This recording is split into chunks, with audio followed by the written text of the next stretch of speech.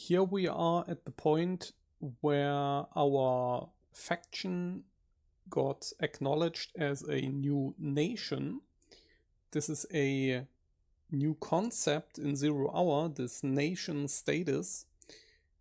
You have those hidden goals. In this case, we have acquired enough fleet power, but you can also do it by just growing into more sectors or hoarding resources or money. And this gives you a couple of things. For one, our tax efficiency is now much better. If we take a look into our oldest sector, which has had the most time to grow the tax efficiency, it is now sitting at 350%. And this will go even higher now that we are a nation. So our passive income just got much better. Then we got a cool new ability. When you are a nation, you can claim empty sectors directly for another faction. So without the need to put your own station in there, now you just need a ship, and then you can gift the sector, let's say, to the Pyramids, for example. And this skips the usual reputation loss that you would get. For example, here with the Borons, who are the neighbors of this sector. If you gift sectors to other factions, there is no reputation loss. And you can do this once you are a nation, sort of to shape the map to your liking, get more involved with the political landscape and create buffer zones of desired allies around you or something like that. And finally, we get access to the new quest line. And we just got this quest here, Into Darkness, where you get a mysterious message from Fanon, who are a new faction. They don't exist right now. They are sort of a OCV splinter group, a new branch of Terraformer. They are still residing in the OCV dimension behind the Maelstrom portal, and we can bring them into this universe by transporting a black crystal to the Maelstrom. And to do this safely, they give us the blueprint for the Xenon F freighter, which is a new ship in 2.0. So let's build one of them that we can complete this quest. The Xenon freighter doesn't get attacked by terraformers. That's why it can sneak into the lion's den here. And finally, nation status also takes the training wheels of your playthrough if you are playing on hard difficulty, because from now on other factions are allowed to declare war on you. It does work a bit different than the wars between AI factions. They are mostly random. So when they have a fleet which is ready to invade, they will look for nearby sectors and then declare war on the owner if it's possible. And this is how the wars between the AIs are fought. With the player, it works a bit different. Here you actually have a bit of agency, because the NPCs actually look at your total fleet power and compare it with their own. And this increases or decreases the chance that you get a war declaration. We should be quite safe from war declarations from the Pyramids, because they are our origin faction. And this makes them much more friendly to us and much less likely to declare war. The Borons are also very pacifist and docile, so very agreeable. They make good neighbors, and war declarations are less likely, but the Teladi could cause trouble. And we will see how this goes. So we might even lose a sector here, because we are still weak. But I do have a couple of resources, so we can start building a few washies, for example. Well, we could, if we had enough hull plating, but maybe we can do it in the other sectors. Yes, they are ready. I have saved up quite some resources, so let's build a few washies to defend ourselves. And just get some military deterrence on to scare other factions that they don't attack us. Especially the Teladi. And to get more ship parts, I will claim this sector here. Shareholders' fortune. And we are also placing a research station because I want to get another hacking station down here to speed up our hacking research and get more targets.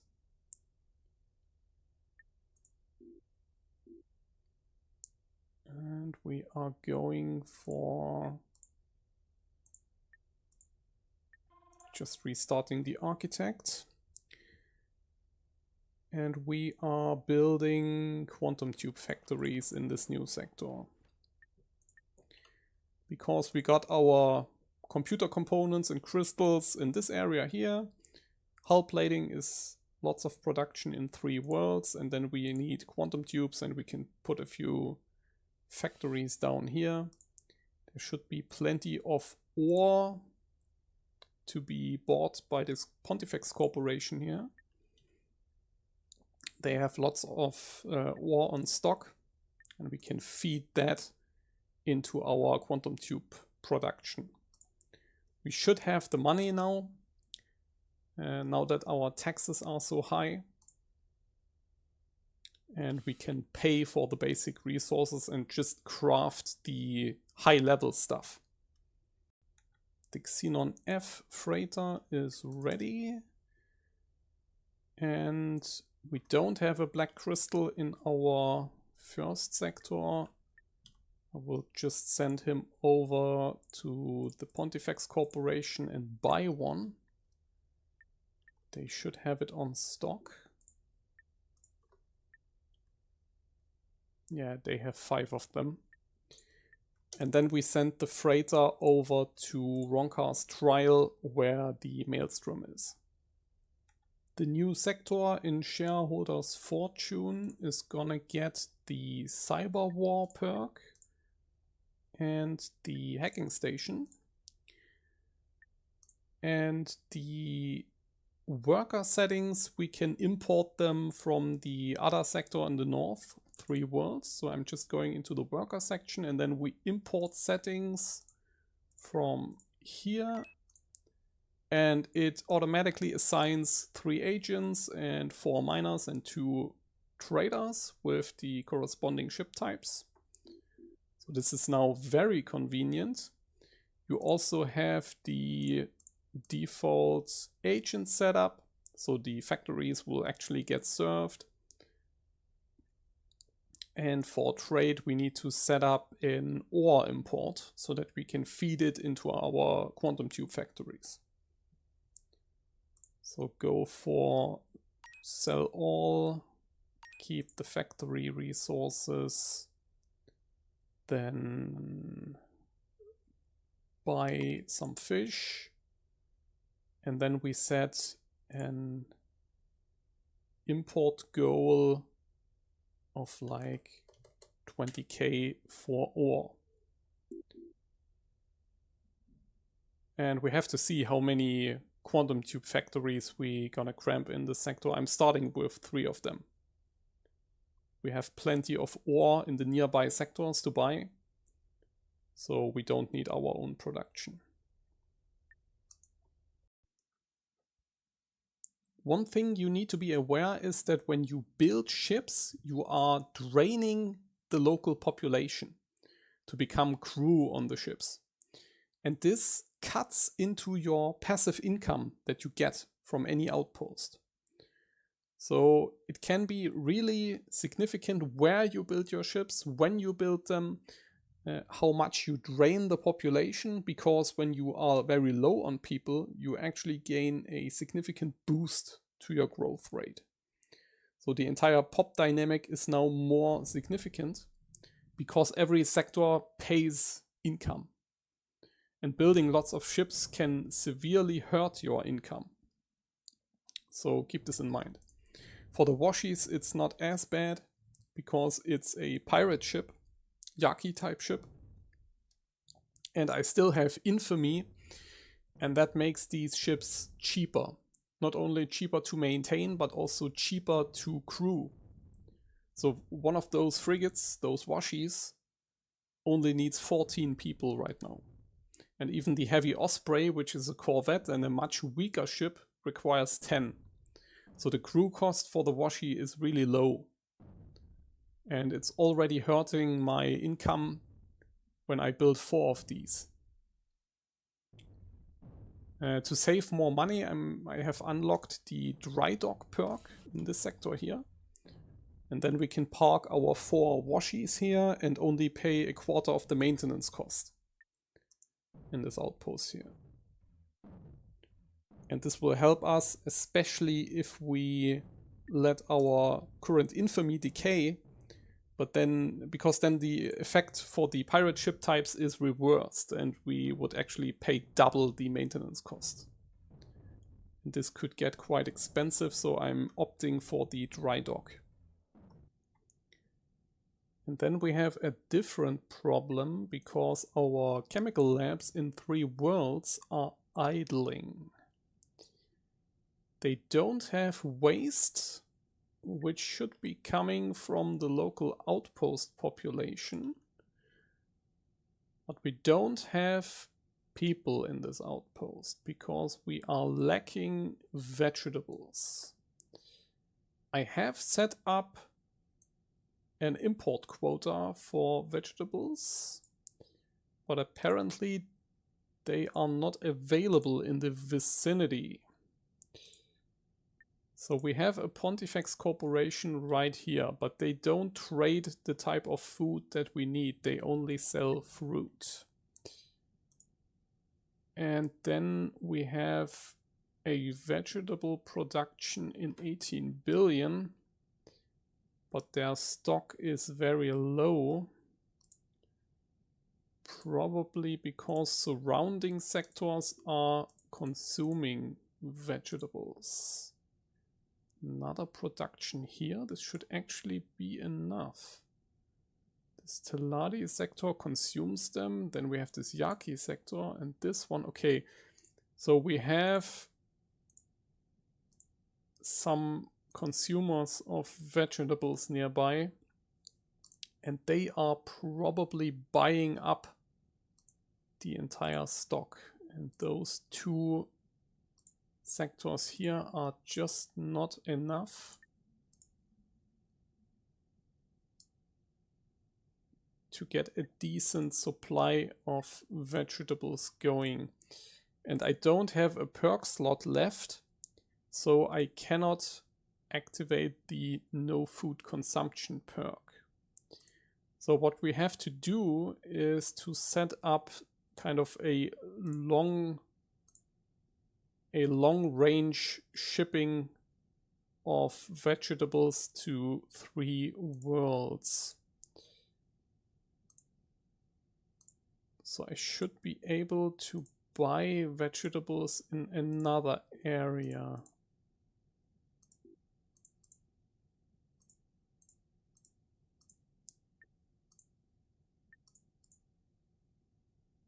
This boron outpost is also very low. We have a lot of vegetable consuming outposts in our vicinity. Down here we have some, but it's not enough. Yeah, they are all quite low. Now the corporation which is selling vegetables on a larger scale is the blue corporation, the Argon type Marcos Corporation. So let's see how much they would have. Yeah, they are very well stocked. So we need to find a Marcos Corporation and see how we can buy the vegetables from them. Okay, so I think I have a different solution. We have two SailCrest corporations which are also selling vegetables. The thing with this yellow corporation is that each of them trades in two different types of food. So every other type of corporation, the orange one, this Pontifex, they sell fruit. The green one sells fish. The blue one sells vegetables, and the purple one sells meat. But the yellow one, it sells two types of food, which are random. So especially in Teladi space, you can find every type of food if you are lucky.